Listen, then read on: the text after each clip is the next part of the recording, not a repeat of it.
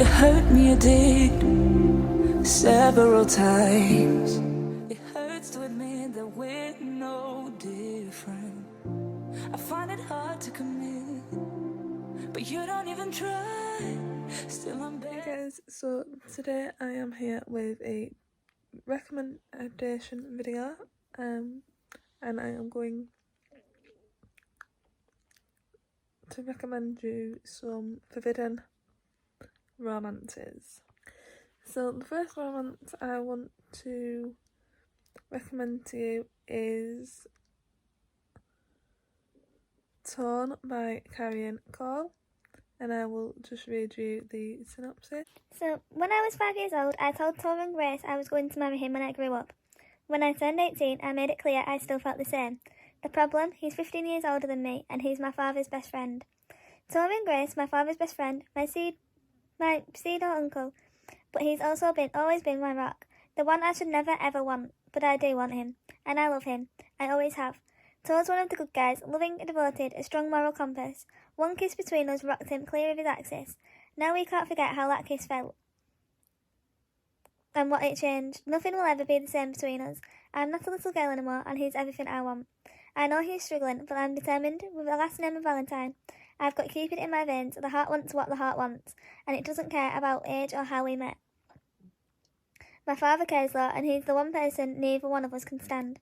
To her, we're all being torn apart, and I don't know how to make everyone see that the wrongs are actually right.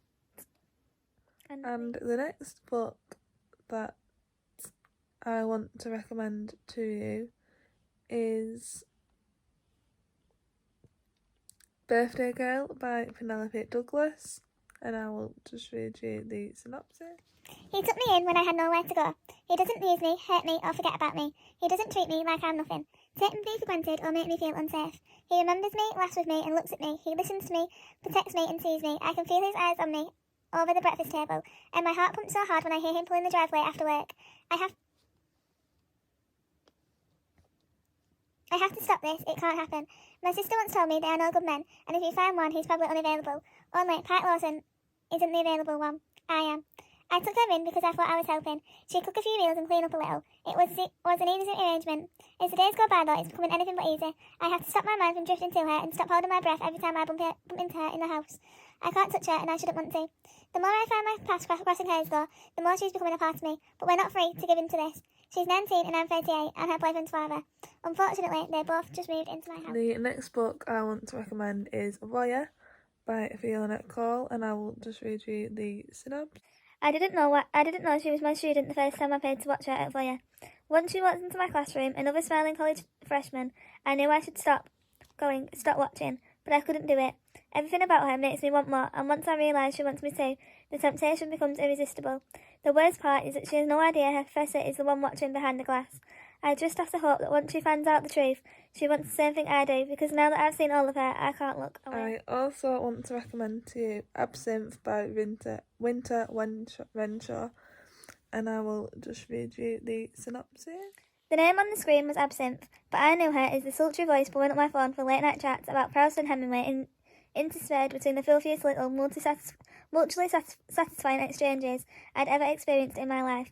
We'd never met until the day she walked into my office, her cherry lips wrapped around a candy apple sucker, and in all too familiar voice it said, "You wanted to see me, Principal Hawthorne." And the next book I want to recommend is Medicine Man by Saffron A. Kent, and I will just read you the synopsis.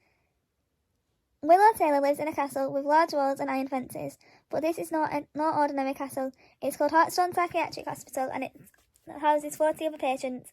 It has nurses with mean faces and techs with permanent frowns. It has a man as well, a man who is cold and distant. His voice drips with authority, and his piercing grey eyes hide secrets and maybe linger on her face a second too long. Willow isn't supposed to look deep into those eyes. She isn't supposed to try to read his tightly leashed emotions. Neither is she's supposed to touch herself at night, imagining his powerful voice and that cold but beautiful face. No, Willow Taylor shouldn't be attracted to Simon Blackwood at all, because she's the patient and he's her doctor, her psychiatrist, the medicine man. So I enjoyed all of these books, and I will have a part 2 of Forbidden Romances when I have read a few more. So yeah, bye guys, and see you in my next video. You hurt me, you did, several times. It hurts to admit that we're no different. I find it hard to commit, but you don't even try. Still I'm better with than without you. Oh,